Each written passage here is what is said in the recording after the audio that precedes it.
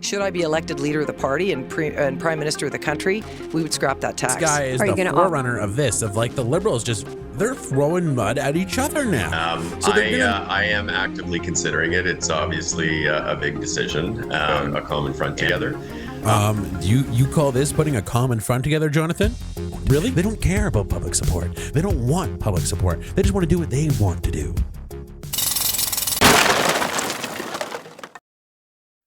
Grounded TV. Do you believe in carbon taxes? I don't think we should keep the carbon tax that the federal government has. I think that the Trudeau carbon tax isn't working. It's very different from what we did in British Columbia and what Gordon Campbell introduced in our province. You know, when I was the Premier of British Columbia, we took that carbon tax that had a series of automatic increases, and we got to about $30 in my tenure. And I said, you know, I'm concerned, first of all, that this is starting to really impact families. And second, I was concerned that it was hurting our competitiveness with the rest of the country and therefore going to have an impact on people's jobs.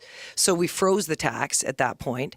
But I mean, I won't take the 15 minutes or 20 minutes it would take to explain exactly how it was different, but it was very different from what the Trudeau government has implemented in a carbon tax. And should I be elected leader of the party and prime minister of the country, we would scrap that tax. Are you going to offer an alternative Okay, so plan? you guys got to realize she used to brag about the BC carbon tax. The BC carbon tax being in place, from what I understand, she had a hand in this.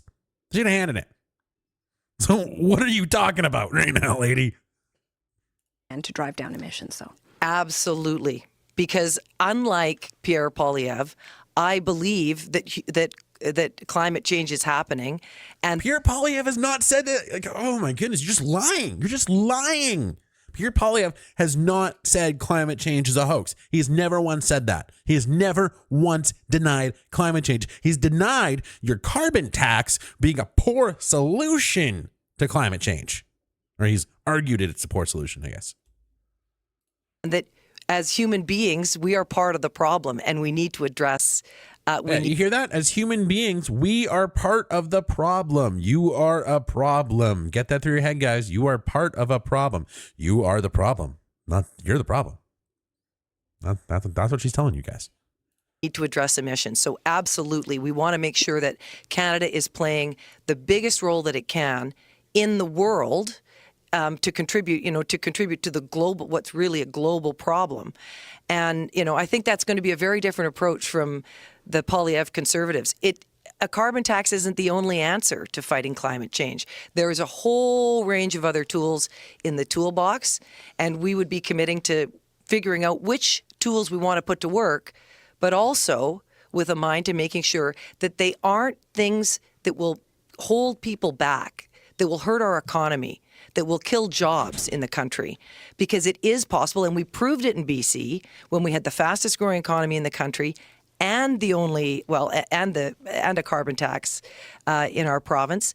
We proved that you can find a balance between investment, growth, jobs, and making sure we're finding a way to fight climate change. Now by another member of the Canada-U.S. Committee, one who has said he is considering a leadership bid. Jonathan Wilkinson is the Minister of Energy and Natural Resources, and he joins me now. Minister, thanks for being here. We appreciate the time. Oh, thanks for having me. You were listening in there as Catherine and I was explaining what was going on. I wanted to ask you, as a British Columbia Liberal, what you make of what Christy Clark had to say today, saying that despite her public comments in the past of joining the Conservative Party, she never actually did it. I mean, as folks probably know, Ms. Clark led a government here in British Columbia that was a coalition of Conservatives and Liberals, but it was mainly Conservatives. She has, been associated with the Conservative Party now for some period of time, and as your interview pointed out. And so I think that Ms. Clark will have to answer those questions in the context of trying to convince Liberal Party members that she's actually a Liberal. This is what I'm talking about right here, is this guy is the forerunner of this, of like the Liberals they're throwing mud at each other now. So they're going to make each other look bad before a federal election. And everyone's going to remember all their smack talking. And now that stuff's going to bleed into the federal election behind whoever gets leadership of this party. This just shows you no one is leading the Liberals right now. It is every man for himself. It is basically the Squid Games in the Liberal Party right now. A suitable person to lead the Liberal Party. How do you think Liberal Party members will respond to this revelation and this sort of change, certainly in our understanding of her past partisan affiliation? Well, I think people will have some questions. The affiliation wasn't that long ago. So, I think Ms. Clark will need to be able to articulate how she came to a different perspective. And why she thinks that she is appropriate a person to lead the Liberal Party. So I think there's some hard questions for her to answer, and that'll be up to her in her campaign. Okay, I'm going to ask you what I hope might be an easy question for you to answer. We've got the 2 cents in the chat here. Well, Justice, the Libs have never been accused of being intelligent. I guess that's one thing they haven't been accused of. You're right there, 2 cents. rules. Will you be running for the leadership of this party? That's such an easy question. I am actively considering it. It's obviously a big decision, and certainly it would be an honor to participate in that race. I think I bring a number of things to the table, including almost 25 years of business experience, including many years as a chief executive officer. And I do think Canadians are wanting us to focus a little bit more on economic issues going forward. By the same token, it's not a decision to be taken lightly, and that is particularly true given the role that I play on the Canada-US Committee, where I have responsibility for energy and natural resources. Those are some of the most central issues to the conversations we will be having with President Trump, and perhaps will be the most critical to trying to find pathways through which we turn a conversation about tariffs that will hurt both countries into a conversation about how we can actually derive mutual benefit from working together. On the rules, though, that the party put out, a lot of people said they were waiting to see what that would be, the entrance fee, the timelines, the sign-up rules. $350,000 is a lot of money. It's higher than any other leadership race, I think, in the history of the country because... Yeah, by like $150,000, I guess. I think so. I think the previous record was the conservative leadership race that put Pierre Poilievre in power. It was $200,000. It is a prime minister that will come out of the winning side of this. Is that a barrier to your entry, or is there anything in the rules that you see as an obstacle to you potentially getting into this? Well, I think it's a barrier to some people entering the race. I would have preferred the party set it lower so that we would have a more inclusive race where it was a little bit easier. A more inclusive race, guys. I think you're pretty inclusive, pretty damn inclusive for a political party, John. For folks to actually participate in a conversation. I think it's always better to have more voices, whether one of them is mine or not. For me, though, I don't see that as a huge barrier. I have been reasonably proficient in raising money here in North Vancouver and helping other ridings, so I don't see that as a huge barrier. I do think you'll bring yelling and shaking from coast to coast to coast if you elect them. Very short time frame, and there was no choice for the party in terms of the time frame, but a very short time frame probably advantages some of the folks that actually have been building campaigns for some time. I was not one of them. I didn't really feel it was appropriate to be organizing a leadership bid when we already had a leader, and so I have only been thinking about this over the course of the past week or so. But I don't see there being huge barriers for me in terms of making my decision. Right. Okay, so what would the timeline be? Because as you said, the timeline is short, the dollar amount is high, and you're coming to this late in the game compared to, say, maybe Mark Carney and Christopher Freeland, who's had some more free time since the 16th of December. So what's the timeline for you to decide what you're going to do, sir? We have to decide by the 23rd of January. I will tell you it's probably even a little bit more complicated for me because I am traveling to Washington, D.C. on Monday to be having conversations with American legislators and others about why tariffs are a bad idea and some ideas about how perhaps we find pathways out of this, what is a destructive conversation. So I will be doing that as the Minister of Energy and Natural Resources, which means that my timeline in terms of making a decision and announcing a decision, perhaps, or even shorter. Right. But I will be doing that well before the 23rd. Okay, so these conversations you're going to be having in Washington, the legislators, do they really need to be convinced that these tariffs are a bad idea, or is it just Donald Trump that needs to be convinced it's a bad idea? Because I don't see a surge of members of Senate and Congress saying, let's do this. It's really being driven by the president-elect and the people in his orbit. So do you think you're getting through to Donald Trump? I don't think he is. Well, I would say I think it's important to be talking to a range of folks in Washington because Donald Trump talks to a lot of folks. And there are a number of different people that he relies So on let me give you this long non-answer, David. Just hold on. for advice. Some of them are senators. And so senators, like Lindsey Graham are very important. And my colleague Melanie Joly was talking with Mr. Graham, I think, a number of times over the course of the past few weeks. I will be meeting with a number of particularly Republican senators and others to have some of these conversations. I also would expect to have conversations with others who are proximate to the president.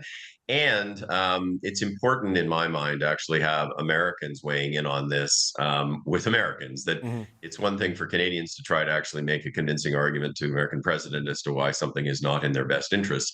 But it's great if we can actually get American businesses like the American Petroleum Institute and the Edison Institute and others to be talking about why it is so important that the relationship, the trading relationship between the countries actually is expanded, not shrunk. Right, And this is the one if, thing. At least they have some common sense. They're able to figure that out. if the arguments don't work, if the data and the logic do not stop this. My colleague Katie Simpson was reporting the other day that your government's looking at retaliatory tariffs on steel products, glassware, ceramics, Florida orange juice. How ready are you to go on the retaliatory side of things? As I know the premiers have some ideas they're going to present next week when they meet with the Prime Minister. I mean, do you think you have a robust enough response so that the Americans will feel it if Donald Trump goes ahead with this? Yes, and certainly we are talking to the provinces about this. I mean, it's important that there is an overall Team Canada approach that includes the premiers in this conversation so that we're not having separate conversations with the Americans. That would be a bad idea for Canada if we can't actually put a common front together. Really? This is you guys putting a common front together? Like, you know who this guy is? He's the patsy. He's the useful moron that's going to, be told he could become prime minister. We are actually looking at a number of different lists. We haven't finalized that yet, and part of it depends on exactly what the president will do. I think it would not be wise for us to be, putting in place a very strict list that we're going to go forward with until we actually know what. Right. President is going to do. But we are prepared to respond. The government of Canada has to be in a position to respond. We can't simply take it. By the same token, we don't want an escalatory thing. We want to find things that actually create some level of pain for Americans without causing concurrent pain for Canadians. And that will inform the final. Good luck with that, Jonathan. You're not going to be able to eat your cake. You're not going to have your cake and eat it too, buddy. That's not how this is going to work. List that we actually put out. But again, I mean, the focus for Canada needs to be not just on preparing to respond, but trying to find ways to either prevent the imposition of tariffs, or if in fact the president is determined to impose the tariffs, to find a way to have them lifted relatively quickly, which is largely what happened with steel and aluminum in the first Trump term. One more question before I let you go, Minister, and I just want to circle back to the leadership race. We've done many interviews over the years of your support for the carbon tax, and defending it as the most efficient and effective way to reduce emissions. That is going to be a topic of some discussion, I would anticipate, in this leadership debate as people talk about moving your party more towards the middle and more towards focusing on the economy. And I guess Christy Clark is the only one to denounce this carbon tax. You think your current climate plan that includes a carbon tax is going to survive this transition in leadership based on where you think the mood of the country and the mood of the party is right now? We have developed the climate plan in the context of trying to ensure affordability, but also in the context of actually building an economy that's going to create jobs and economic opportunity. Like, the thousands of jobs being created by the Dow net zero petrochemical facility in Fort Saskatchewan, Alberta, or the ultra low potash mine in Jansen Potash Mine that BHP is building in Saskatchewan. So we are thinking about the economy in the context of fighting climate change. And in the context of the fight against climate change, like, I'm not an ideological person. I'm actually a very practical person. I am looking for tools Really? that can enable us to make emissions reductions in a manner that is. I wish I had a montage of all the times he's been freaking out in the House of Commons and saying, "You're not an ideological person? Really? You're not a little overly passionate at all?" Both affordable and that actually incents economic development and innovation.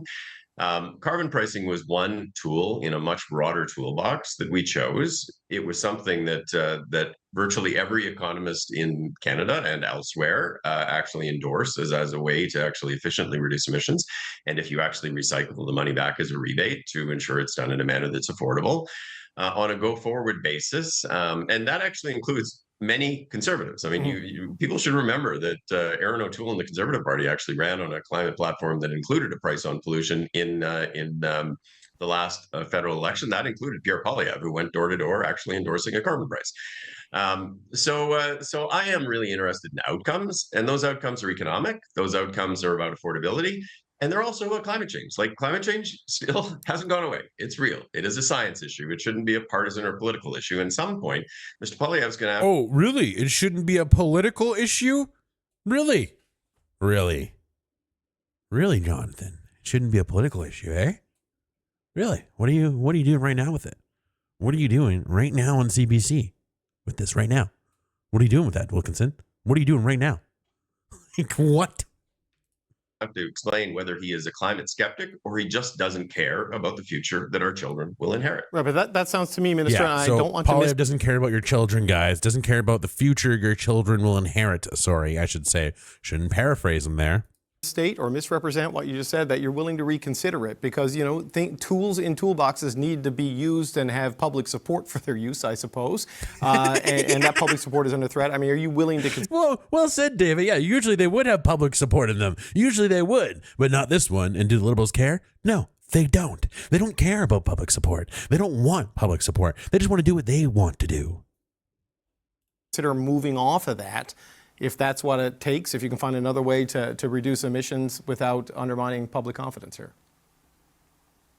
I'm never going to say that I'm going to hold on to something blindly, if in fact there are better ways to do things. I will say, though, that we selected the carbon price, the price on pollution, because it was an efficient way of actually doing this, more efficient than regulatory mechanisms, more efficient than simply investing. But certainly, I'm always open to conversations about how we can ensure that we achieve the outcomes that we want to. And I would actually, in just in that vein, point to the province of Quebec, which actually uses a cap and trade system rather than a price on pollution. Every province in this country could put into place the same system that Quebec has, which doesn't involve a retail price. It's just provinces haven't chosen to do it. The first province that actually put into a price on pollution, circling back to the beginning of this, was British Columbia, with a Liberal government that Christy Clark ended up heading up after Gordon Campbell. That was the model that was used for the federal price. So that's another question perhaps people should ask Ms. Clark, but now somehow seems to think that she doesn't need a climate plan. Okay. Minister Jonathan Wilkinson, good luck in Washington. The thing is, Wilkinson, you're saying it's not supposed to be political, right? But there again, you just made it political again, right there. Huh. It's almost like you're a giant hypocrite, Wilkinson.